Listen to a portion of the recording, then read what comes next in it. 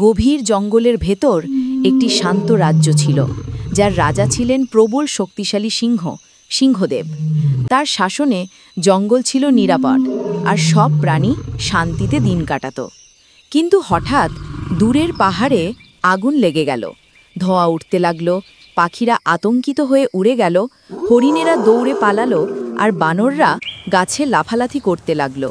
সবাই যখন ভয়ে ছুটছিল, তখন এক বুদ্ধিমান শিয়াল চতুরু পরিস্থিতি লক্ষ্য করছিল। সে জানত আগুন যদি নদী পার হয়, পুরো জঙ্গল ধ্বংস হয়ে যাবে। চতুরু তখন সিদ্ধান্ত নিল বুদ্ধি দিয়ে সবাইকে রক্ষা করতে হবে। সন্ধ্যার আলো ম্লান, আকাশে ধোঁয়ার কালো মেঘ। গুহার সামনে জড়ো হয়েছে সমস্ত প্রাণী, হাতি, বানর, হরিণ, সবাই আতঙ্ক আর কৌতূহলে ভরা। দূরে আগুনের শব্দ, দাও দাও, যেন যুদ্ধের ঢোল বাজছে। সেই ভয়াবহ মুহূর্তে শিয়াল চতুরু মাথা নত করে রাজা সিংহদেবের কাছে বলল, মহারাজ, আগুনের সঙ্গে শক্তি দিয়ে লড়াই করলে আমরা হারবো, কিন্তু যদি বুদ্ধি দিয়ে লড়ি তাহলে জিতবো। রাজার চোখে বিস্ময়, শ্রদ্ধা আর চতুরু দৃঢ় আত্মবিশ্বাস। চতুরু ব্যাখ্যা করল, আমাদের বাতাসের দিক ঘোরাতে হবে, হাতি, বানর আর পাখিরা একত্র হয়ে আগুনকে থামাবে। মুহূর্তের মধ্যেই সমস্ত প্রাণী প্রস্তুত হলো যুদ্ধে। হাতিরা মাঠে, বানররা গাছে, পাখিরা আকাশে। আগুন ও বাতাসের সংঘর্ষ শুরু হলো। লাল, কমলা, ধূসর আর নীল রঙে জঙ্গল কেঁপে উঠল। নদীর ধারে দাঁড়িয়ে চতুর চোখ বন্ধ করে বাতাসের দিক অনুভব করছে। ফিসফিস করে বলল, হচ্ছে হচ্ছে। তার চোখে আগুনের প্রতিফলন, কিন্তু ভয় নয়, কেবল দৃঢ় বিশ্বাস। রাত গভীর, আকাশ কালো ধোঁয়ায় ঢাকা, আর জঙ্গল লালচে আগুনে জ্বলছে। নদীর ধারে দাঁড়িয়ে চতুরু চোখে দৃঢ়তা নিয়ে হাওয়ার দিক লক্ষ্য করছে। হাতিরা একসাথে কান নেড়ে বাতাস তৈরি করছে, পাখিরা উড়ছে, বানররা গাছের ডাল দুলাচ্ছে। সব প্রাণী একত্রে আগুনের বিরুদ্ধে লড়ছে। আগুন পাহাড় গিলে ফেললেও ধীরে ধীরে হাওয়া ঘুরে যাচ্ছে, আর হঠাৎ আকাশে বজ্রপাত। প্রথম বৃষ্টির ফোঁটা পড়তেই আগুন নিভতে শুরু করছে। চতুরু নদীতে লাফ দিয়ে পানি ছুঁড়ে আগুন নেভাচ্ছে।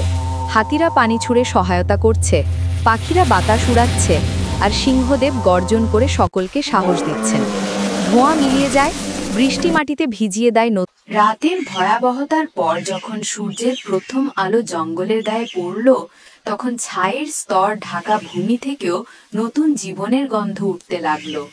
চতুরু নদীর ধারে দাঁড়িয়েছিল, তার গায়ে আগুনের দাগ, চোখে ক্লান্তি, কিন্তু মুখে শান্তির হাসি। দূরে সিংহদেব পাহাড়ের ওপরে দাঁড়িয়ে গর্বভরে তাকিয়ে আছেন। সেই ছোট শিয়ালই আজ রাজ্যকে রক্ষা করেছে। পাখিরা আবার আকাশে উঠছে, বানররা গাছে লাফাচ্ছে, হাতিরা নদীর পানি পান করছে। পুরো জঙ্গল যেন নতুন প্রাণে জেগে উঠেছে। সিংহদেব এগিয়ে এসে চতুরুকে বললেন, তুমি শুধু আগুন নেভাওনি, তুমি আমাদের বাঁচিয়েছ। চতুরু বিনয় মাথা নিচু করল, বলল, আমি শুধু আমার ঘর রক্ষা করেছি মহারাজ। হঠাৎ আকাশে এক টুকরো রং ধনু ফুটে উঠল।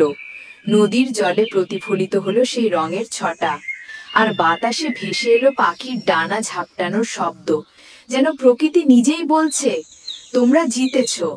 সূর্য পাহাড়ের আড়ালে হারিয়ে যাচ্ছে, আকাশে লালচে আলো ছড়িয়ে পড়েছে। নদীর জলে সেই আলো নাচছে। পাশে দাঁড়িয়ে শিয়াল চতুরু, তার কমলা লোমে সূর্যের সোনালি রশ্মি ঝলমল করছে।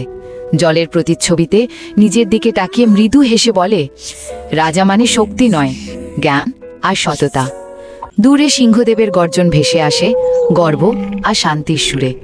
হালকা হাওয়া বয়ে যায়, জঙ্গল নীরব অথচ জীবন্ত, ঐক্য, বুদ্ধি আর ভালোবাসার নতুন রাজ্যে।